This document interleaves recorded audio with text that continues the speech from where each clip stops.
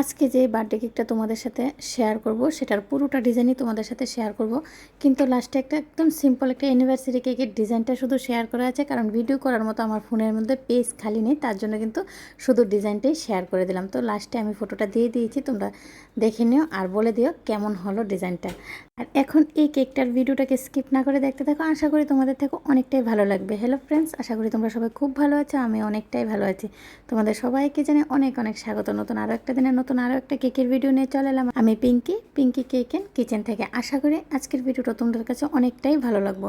আর যদি ভালো লেগে থাকে তাহলে অবশ্যই কিন্তু চ্যানেলটাকে সাবস্ক্রাইব করে পাশে থাকা বেল আইকনে ক্লিক করে দেবে, তাহলে যখনই আমি কেকের ভিডিওগুলো আপলোড করব সর্বপ্রথম কিন্তু তোমাদের কাছে এসে পৌঁছাবে।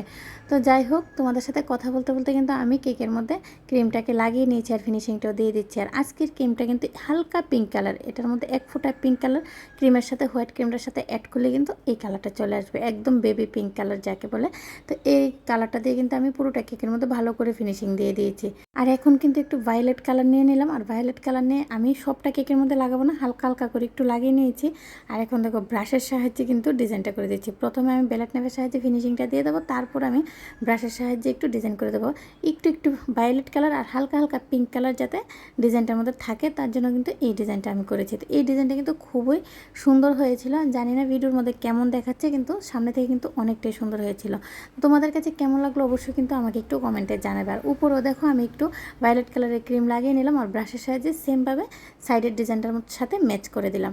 তা আমার কেকের ফিনিশিং দেওয়া কিন্তু একদম কমপ্লিট হয়ে গেছে। এখন কিন্তু আমি রেড জেল নিয়ে নেবো, রেড কালারের জেল নিয়ে নেবো। আর এই কেকটা কিন্তু আমি বার্থডে অকেশনের জন্যই বানিয়েছি। প্রথম বলেছিলাম ডিজাইনটা কিন্তু আমাকে দেওয়া ছিল না, তো বানানোর সময় যে ডিজাইনটা মনে আসে, অনেক সময় কেক বানাতে গিয়ে ভাবি প্রথমে একরকম যে এরকমভাবে আজকের কেকটা বানাবো, কিন্তু বানাতে গিয়ে ডিজাইনটা কিন্তু চেঞ্জ করে দিই।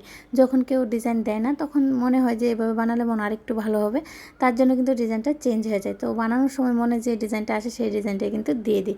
এখন দেখো বর্ডারটাকেও আমি একটু ভায়োলেট কালারের ক্রিম দিয়ে দিচ্ছি, দেখতে কিন্তু অনেকটাই সুন্দর হয়েছিল কেকটা।